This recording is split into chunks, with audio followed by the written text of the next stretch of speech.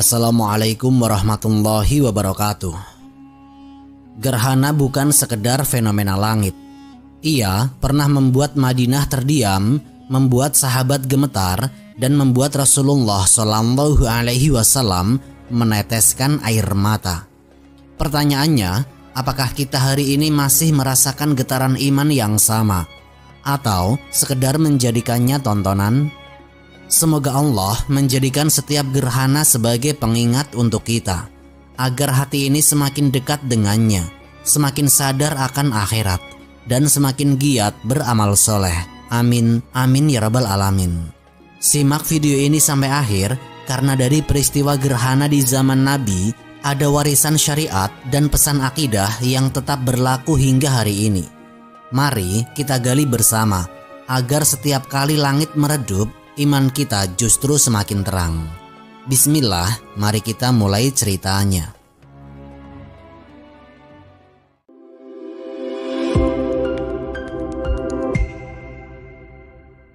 Langit menghitam di Madinah.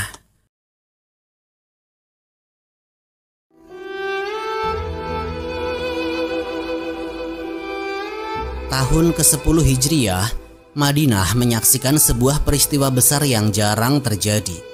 Di siang hari yang biasanya terang, langit tiba-tiba meredup, lalu menghitam perlahan.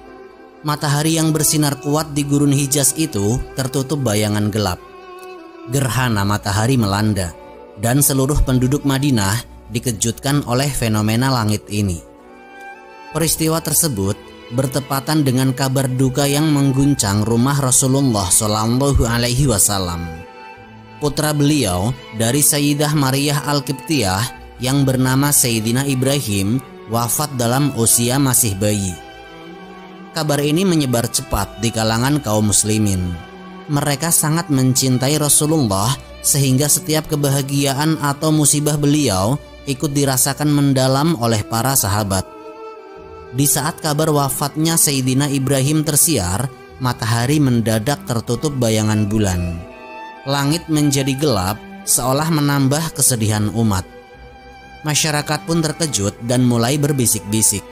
Gerhana ini terjadi karena wafatnya putra Rasulullah. Keyakinan seperti ini tidak aneh di masa itu. Dalam budaya Arab pra-Islam, bahkan banyak peradaban lain, gerhana sering dikaitkan dengan peristiwa besar. Lahir atau matinya tokoh penting, perubahan takdir bangsa, bahkan pertanda murka dewa. Maka ketika gerhana itu terjadi bebarengan dengan wafatnya Sayyidina Ibrahim, sebagian orang menganggapnya sebagai tanda kosmik yang berkaitan langsung dengan keluarga Nabi. Suasana Madinah saat itu menjadi mencekam. Orang-orang keluar rumah, menengadah ke langit dengan wajah cemas. Bayangan hitam yang menutupi matahari membuat mereka bertanya-tanya, apakah ini pertanda kiamat? Apakah ini hukuman dari Allah? Ataukah benar ini bentuk penghormatan alam semesta kepada wafatnya putra Nabi? Spekulasi beredar di tengah masyarakat. Tidak sedikit yang menyampaikannya secara terbuka, sehingga isu itu semakin meluas. Di rumah Rasulullah, duka atas wafatnya Sayyidina Ibrahim memang sangat mendalam. Beliau menangis penuh kasih saat memeluk jasad kecil anaknya. Dalam riwayat sahih disebutkan, ketika Sayyidina Ibrahim meninggal, air mata Rasulullah jatuh, lalu beliau bersabda, "Sesungguhnya mata menangis, hati bersedih, tetapi kami tidak mengucapkan kecuali yang diridhoi oleh Allah. Sungguh kami bersedih atas kepergianmu, wahai Ibrahim." Hadis riwayat Bukhari dan Muslim. Inilah ungkapan duka seorang ayah, sekaligus teladan kesabaran seorang nabi. Namun bersamaan dengan itu, di luar rumah beliau, masyarakat sedang membangun keyakinan keliru. Mereka mulai menghubungkan wafatnya Sayyidina Ibrahim dengan gerhana yang terjadi. Bagi seorang muslim, inilah saat yang sangat penting, ketika akidah bisa goyah hanya karena fenomena alam. Jika tidak diluruskan, kepercayaan ini dapat menjadi pintu masuk kesyirikan. Seolah-olah matahari dan bulan tunduk pada kematian manusia. Padahal semua itu hanyalah ciptaan Allah yang berjalan sesuai sunatullah. Peristiwa ini pun menjadi salah satu titik sejarah penting dalam dakwah Rasulullah Shallallahu Alaihi Wasallam. Gerhana yang menakutkan itu bukan sekedar fenomena astronomi. Ia berubah menjadi momentum tarbiyah akidah. Ketika Nabi memperbaiki pemahaman umat, menutup pintu khurafat, dan menegakkan tauhid. Maka kisah gerhana di Madinah pada tahun 10 Hijriah bukan hanya catatan alam semesta, melainkan juga catatan sejarah iman. Inilah peristiwa yang membuka mata kita, bagaimana Nabi mendidik umatnya agar tidak terjebak dalam mitos, meski mitos itu tampak mengagungkan beliau sendiri. Disinilah babak pertama dari kisah gerhana itu dimulai. Langit yang menghitam, wafatnya Sayyidina Ibrahim, dan masyarakat yang dipenuhi spekulasi. Namun justru dari titik inilah akan lahir pelajaran besar bagi seluruh umat Islam hingga hari kiamat. Klarifikasi Nabi, luruskan keyakinan. Ketika suasana Madinah diliputi kegelisahan karena gerhana dan masyarakat mulai menghubungkannya dengan wafatnya Sayyidina Ibrahim, Rasulullah Shallallahu Alaihi Wasallam tidak membiarkan kesalahpahaman itu berkembang. Beliau segera berdiri di hadapan umat dan meluruskan keyakinan mereka dengan tegas. Inilah keistimewaan Nabi sebagai pendidik umat, tidak membiarkan kesalahan kecil tumbuh menjadi akidah yang menyimpang. Riwayat sahih dari Bukhari dan Muslim menegaskan Rasulullah Shallallahu Alaihi Wasallam bersabda, "Sesungguhnya matahari dan bulan adalah dua tanda dari tanda-tanda kebesaran Allah. Keduanya tidak akan mengalami gerhana karena mati atau hidupnya seseorang. Maka apabila kalian melihatnya, berdoalah kepada Allah, bertakbirlah, sholatlah, dan bersedekahlah." Sabda ini sederhana, tapi menghantam langsung inti persoalan. Keyakinan bahwa gerhana terkait dengan kelahiran atau kematian manusia diputus dengan jelas. Rasulullah Shallallahu Alaihi Wasallam menegakkan tauhid di tengah umatnya. Tidak ada manusia, bahkan putra seorang nabi, yang bisa memengaruhi jalannya matahari dan bulan. Semua tunduk kepada Allah semata. Di sini terlihat metode tarbiyah Nabi yang unik. Beliau tidak menegur dengan kata-kata kasar, tidak pula membiarkan masyarakat larut dalam mitos. Justru beliau menjadikan momen itu sebagai sarana dakwah, menanamkan akidah yang lurus. Perhatikan, beliau baru saja kehilangan putra yang dicintainya, namun dalam keadaan berduka, beliau tetap menolak klaim yang seakan mengagungkan beliau secara berlebihan. Seolah-olah beliau berkata, "Jangan hubungkan wafatnya anakku dengan fenomena alam. Semua ini adalah tanda Allah, bukan karena aku atau keluargaku." Inilah bukti nyata bahwa Nabi tidak menginginkan dirinya dikultuskan. Padahal, jika beliau membiarkan isu itu, orang-orang bisa saja semakin mengagungkan beliau dengan cara yang salah. Namun, tauhid lebih beliau utamakan daripada segala bentuk kehormatan pribadi. Imam An-Nawawi dalam Syarah Sahih Muslim menjelaskan, hadis ini adalah dasar penting dalam akidah, bahwa fenomena kosmik tidak terkait dengan nasib manusia. Semua berjalan sesuai sunatullah. Lebih jauh, penegasan Nabi ini menjadi tamparan keras bagi kebiasaan jahiliyah yang masih tersisa. Sebelum Islam datang, masyarakat Arab dan bangsa-bangsa lain mengaitkan gerhana dengan peristiwa besar. Misalnya lahirnya seorang raja, kematian pemimpin, atau tanda datangnya bencana. Rasulullah Shallallahu Alaihi Wasallam memutus semua itu dengan satu kalimat. Beliau mengembalikan fenomena alam kepada fungsi aslinya, yaitu tanda kebesaran Allah, sekaligus pengingat bagi manusia akan kekuasaannya. Dari pernyataan ini lahir pelajaran besar. Akidah Islam menuntut kita untuk menolak segala bentuk tahayul, ramalan, atau keyakinan yang mengaitkan kejadian alam dengan keberuntungan atau kesialan manusia.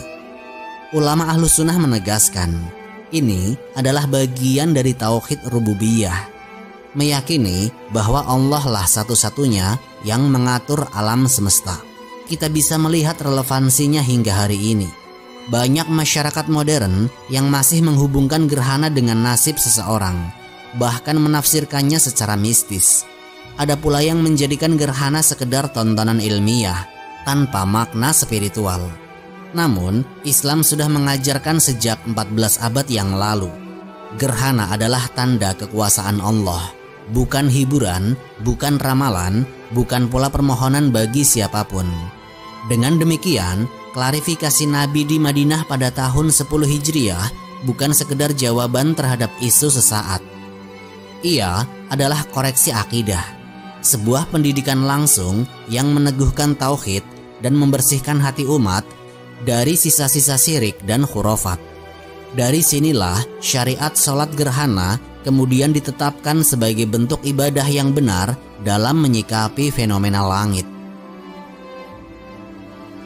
Syariat sholat gerhana ditetapkan setelah Rasulullah Shallallahu Alaihi Wasallam meluruskan kesalahpahaman masyarakat tentang gerhana. Beliau tidak berhenti hanya pada penjelasan akidah. Nabi memberikan arahan praktis bagaimana seorang muslim harus menyikapi fenomena ini. Maka lahirlah syariat baru yang sebelumnya belum dikenal umat, yaitu sholat gerhana atau sholat al-khusuf untuk matahari dan sholat al-khusuf untuk bulan. Riwayat dari Sayyidah Aisyah radhiyallahu anha yang tercatat dalam Sahih Bukhari dan Muslim menjelaskan dengan detail tata cara sholat gerhana yang dilakukan oleh Rasulullah pada hari itu. Beliau mengumpulkan kaum muslimin, lalu sholat berjamaah bersama mereka dengan tata cara yang berbeda dari sholat-sholat biasa. Sholat gerhana terdiri dari 2 rakaat, namun perbedaan utamanya adalah pada setiap rakaat terdapat 2 kali ruku.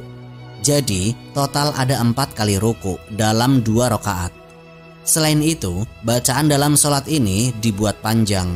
Rasulullah Shallallahu Alaihi Wasallam membaca surat Al-Fatihah, kemudian surat panjang di dalam Al-Quran.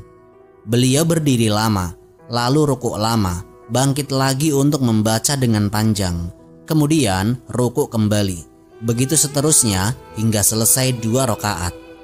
Sayyidah Aisyah radhiyallahu anha menuturkan, Nabi sholat pada waktu gerhana. Beliau berdiri lama sekali, kemudian rukuk lama sekali, lalu berdiri lagi dengan lama, kemudian rukuk dengan lama pula. Beliau melakukannya sebanyak 2 rakaat, dan belum pernah aku melihat beliau sholat lebih panjang dari itu. Hadis riwayat Bukhari dan Muslim. Perbedaan mencolok ini menunjukkan betapa sholat gerhana bukan sekedar rutinitas, tetapi sebuah ibadah yang penuh kekhusyuan. Sholatnya panjang, penuh tadabbur dengan gerakan yang membuat orang semakin tunduk kepada Allah. Ulama menjelaskan lamanya berdiri dan bacaan Al-Quran dalam sholat gerhana adalah simbol kesungguhan seorang hamba menghadapi tanda kebesaran Allah di langit. Imam An-Nawawi dalam Syarah Sahih Muslim menegaskan bahwa sholat gerhana adalah ibadah yang disepakati oleh jumhur ulama. Hukumnya sunnah muakkadah menurut mayoritas, meskipun sebagian ulama seperti Abu Hanifah memandangnya wajib. Perbedaan pendapat ini menunjukkan betapa pentingnya sholat tersebut, karena jarang sekali ulama Hanafi memberikan hukum wajib pada sholat sunnah, kecuali dengan alasan yang kuat. Selain sholat, Nabi juga menganjurkan umatnya untuk memperbanyak doa, istighfar, takbir, dan sedekah ketika terjadi gerhana. Hal ini disebutkan dalam hadis Bukhari dan Muslim. Apabila kalian melihat sesuatu dari gerhana itu, maka berdoalah kepada Allah, bertakbirlah, sholatlah, dan bersedekahlah. Dengan demikian, sholat gerhana bukan hanya ibadah individual, melainkan juga momen sosial. Kaum muslimin berkumpul di masjid, merasakan ketakutan yang sama, lalu menguatkannya dengan doa dan amal soleh bersama. Dari segi fikih, para ulama juga membahas tata cara teknis sholat gerhana. Mazhab Syafi'i dan Hambali menegaskan bentuk 2 rakaat dengan 4 kali ruku, sebagaimana riwayat dari Sayyidah Aisyah dan Ibnu Abbas radhiyallahu anhu. Sementara mazhab Hanafi membolehkan sholat gerhana dilakukan seperti sholat sunnah biasa dengan 2 rakaat dan 2 kali ruku, karena memandang riwayat itu lebih ringan. Namun, jumhur ulama tetap memilih cara Nabi sebagaimana dikerjakan di Madinah hari itu.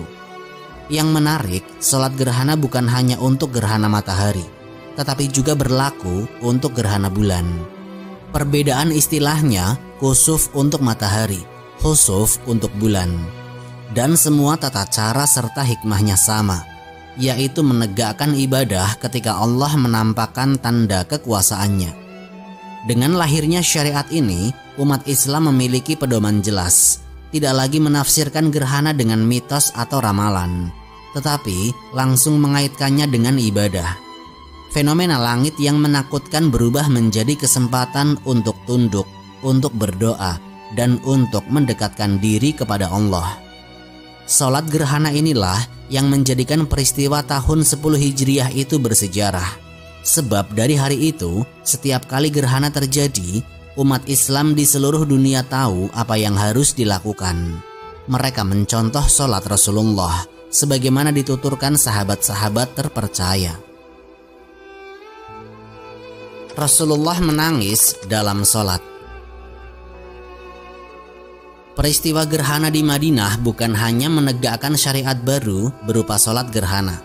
Lebih dari itu, ia juga menjadi momentum spiritual yang sangat dalam.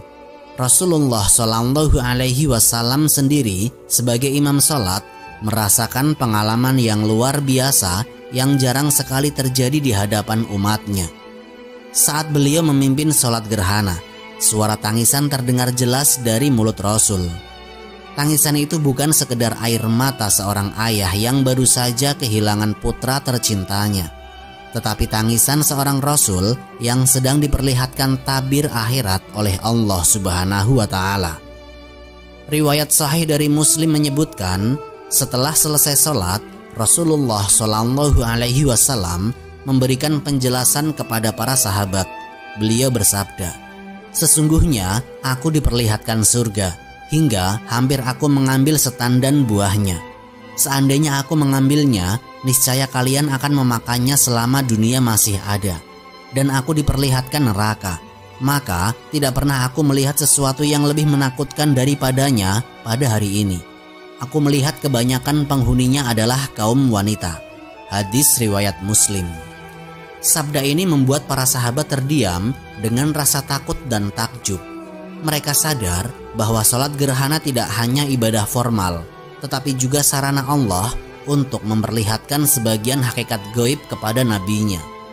Rasulullah Shallallahu Alaihi Wasallam menangis dalam sholat bukan karena kesedihan duniawi, tetapi karena beliau benar-benar menyaksikan janji Allah, surga dengan segala kenikmatannya dan neraka dengan segala kedahsyatannya.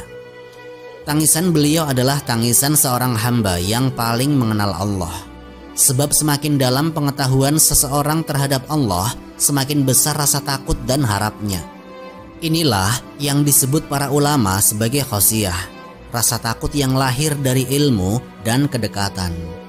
Rasulullah Shallallahu Alaihi Wasallam sedang mengajarkan kepada umatnya melalui contoh nyata bagaimana seharusnya hati seorang muslim merespon tanda-tanda kebesaran Allah. Dalam riwayat lain, beliau menjelaskan bahwa gerhana adalah momen untuk mengingat akhirat. Tidak ada tempat untuk bersantai, apalagi menjadikannya tontonan. Justru, gerhana adalah kesempatan untuk memperbanyak doa, takbir, dan istighfar. Maka, tangisan Rasulullah di tengah sholat adalah teladan bahwa seorang mukmin harus menanggapi peristiwa ini dengan rasa takut kepada Allah dan kerinduan akan surga. Para ulama Ahlus Sunnah memberikan perhatian besar pada hadis ini. Imam An-Nawawi menegaskan bahwa penampakan surga dan neraka kepada Nabi pada saat salat gerhana adalah mukjizat tersendiri.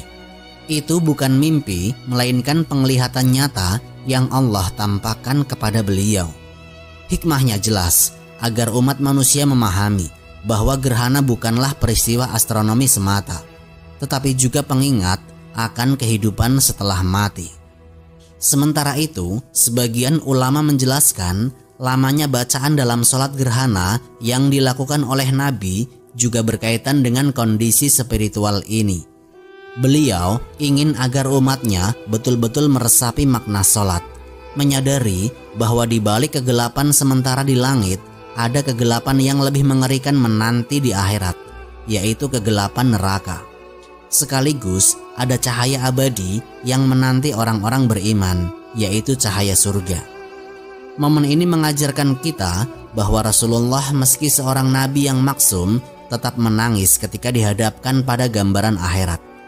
Beliau tidak tertawa atau meremehkan, tetapi menangis terseduh. Maka bagaimana mungkin seorang muslim yang penuh dosa justru bersikap sebaliknya? Dari sinilah lahir pelajaran besar. Sholat gerhana bukan hanya soal teknis ruku 2 kali atau bacaan panjang, tetapi soal kesadaran spiritual. Ia adalah kesempatan Allah untuk mengguncang hati manusia agar kembali kepadanya. Jika Rasulullah saja menangis, maka umatnya lebih layak lagi untuk merasakan takut dan berharap dalam setiap gerhana yang mereka saksikan. Reaksi sahabat gemetar dan berlomba amal. Peristiwa gerhana matahari di Madinah itu bukan hanya menyentuh hati Rasulullah Shallallahu Alaihi Wasallam. Para sahabat pun merasakan guncangan besar ketika cahaya matahari yang biasanya menyinari kota tiba-tiba menghilang. Wajah mereka memucat.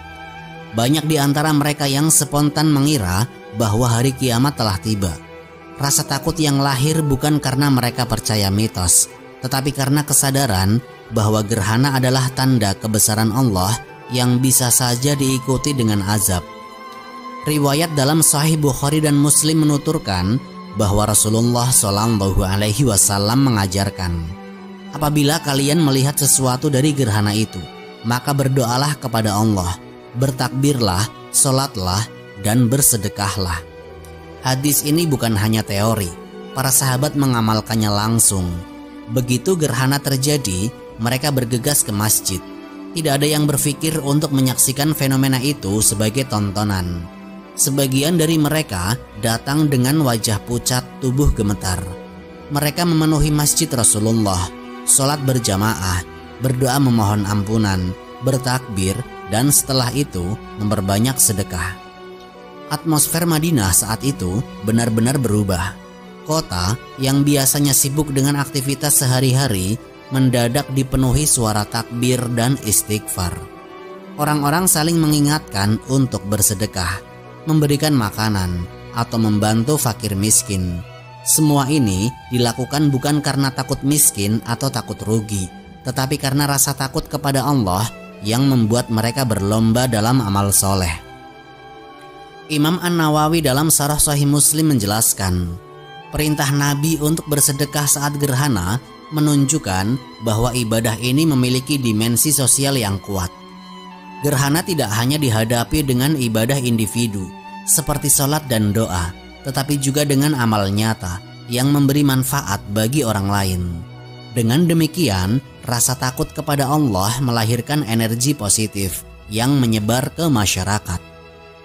Reaksi para sahabat juga menunjukkan betapa kuat iman mereka. Bayangkan, sebagian mengira kiamat telah datang. Namun alih-alih panik atau lari menyelamatkan diri, mereka justru mendekat ke masjid. Mereka mencari perlindungan bukan pada harta atau benteng, melainkan kepada Allah.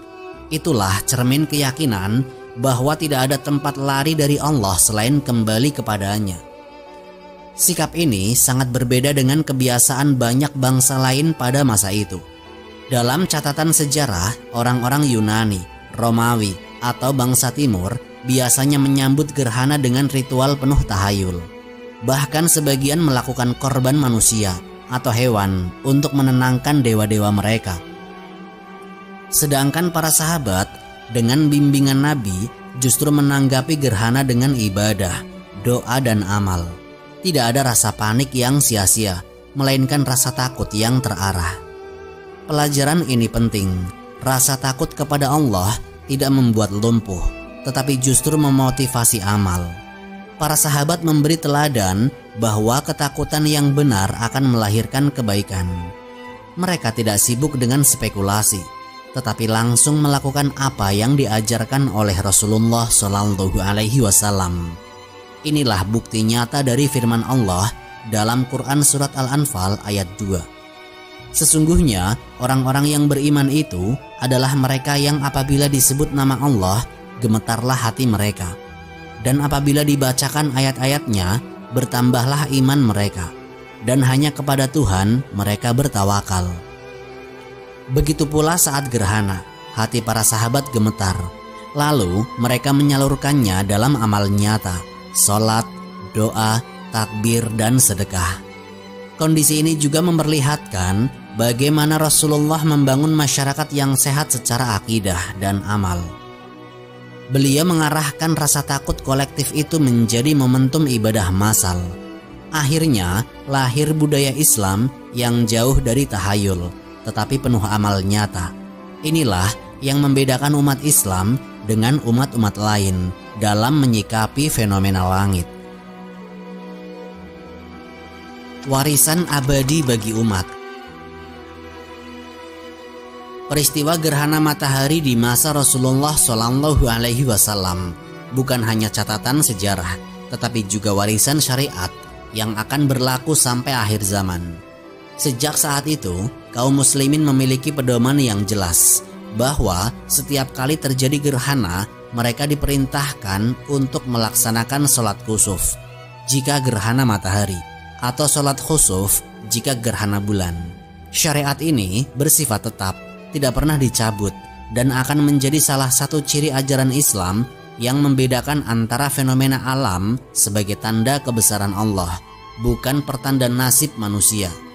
Rasulullah Shallallahu Alaihi Wasallam telah menegaskan, sesungguhnya matahari dan bulan adalah dua tanda dari tanda-tanda Allah. Keduanya tidaklah mengalami gerhana karena kematian atau kelahiran seseorang. Maka apabila kalian melihatnya, berdoalah kepada Allah, bertakbirlah, sholatlah, dan bersedekahlah. Hadis riwayat Bukhari dan Muslim. Hadis ini menjadi dasar hukum bahwa gerhana tidak boleh dihubungkan dengan peristiwa kelahiran, kematian, atau nasib manusia. Dengan kata lain, Islam menutup pintu bagi segala bentuk tahayul, ramalan, dan kultus individu yang sering berkembang di banyak peradaban kuno. Pesan akidah ini begitu tegas. Alam semesta tunduk kepada Allah semata, dan manusia hanyalah hambanya. Para ulama menjelaskan bahwa hikmah besar dari syariat salat gerhana adalah pengingat akan akhirat. Imam An-Nawawi dalam Syarah Sahih Muslim menyebutkan bahwa gerhana adalah kesempatan untuk mengingat kedahsyatan hari kiamat, di mana matahari benar-benar akan digulung, bulan akan benar-benar hilang cahayanya, dan bintang-bintang berjatuhan. Jadi, setiap gerhana seolah menjadi latihan kecil agar manusia sadar akan datangnya hari besar itu. Respon terbaik dari seorang muslim ketika melihat gerhana adalah ibadah, doa, zikir, dan sedekah, bukan menjadikannya sebagai hiburan atau tontonan. Sayangnya, di zaman modern, banyak orang justru menjadikan gerhana sebagai fenomena wisata langit, berkumpul di pantai, memotret, bahkan mengadakan pesta. Hal ini bukan berarti terlarang untuk mengamati gerhana dari sisi ilmiah. Ilmu astronomi juga memperkuat kebesaran Allah. Tetapi yang terlarang adalah melupakan sisi ibadah dan hanya menjadikannya ajang kesenangan duniawi. Warisan dari Rasulullah Shallallahu Alaihi Wasallam adalah agar setiap gerhana menjadi momentum memperbarui iman. Bagi umat Islam, peristiwa itu bukan sekedar keindahan alam, melainkan pengingat untuk kembali kepada Allah. Setiap kali cahaya matahari tertutup atau sinar bulan meredup, seorang muslim diajak untuk merenung. Jika dunia saja bisa berubah seketika, bagaimana dengan hidup kita yang pasti akan berakhir? Syariat salat gerhana juga mengajarkan kesadaran sosial. Nabi memerintahkan bukan hanya salat tetapi juga sedekah. Ini menandakan bahwa ibadah tidak berhenti di atas sajadah, melainkan harus memberi dampak nyata bagi masyarakat. rasa takut kepada Allah harus melahirkan kepedulian kepada sesama. Bagi generasi hari ini, pesan ini sangat relevan. Kita hidup di zaman di mana banyak orang lebih sibuk mendokumentasikan fenomena dengan kamera ketimbang merenungkan makna di baliknya. Padahal Rasulullah Shallallahu Alaihi Wasallam mengajarkan agar setiap gerhana menjadi momen tadabbur, introspeksi, dan amal nyata. Dengan begitu, kita tidak hanya menjadi penonton alam, tapi juga hamba yang tunduk kepada Sang Pencipta. Inilah warisan abadi yang ditinggalkan oleh Nabi, syariat yang sederhana namun penuh hikmah. Setiap gerhana, sekecil apapun, adalah panggilan Allah agar manusia kembali mengingat hari akhir, memperkuat tauhid, dan memperbanyak amal soleh. Wallahu a'lam bishawab. Semoga kisah ini memberikan manfaat dan menjadi pengingat bagi kita semua untuk terus memperbaiki diri serta meningkatkan ketaatan kepada Allah Subhanahu wa Ta'ala. Lebih dan kurangnya mohon dimaafkan. Yang benar datangnya dari Allah Subhanahu wa Ta'ala. Khilaf atau keliru itu datangnya dari saya pribadi sebagai manusia biasa. Sampai jumpa di kisah-kisah inspiratif berikutnya. Akhirul kalam, wassalamualaikum warahmatullahi wabarakatuh.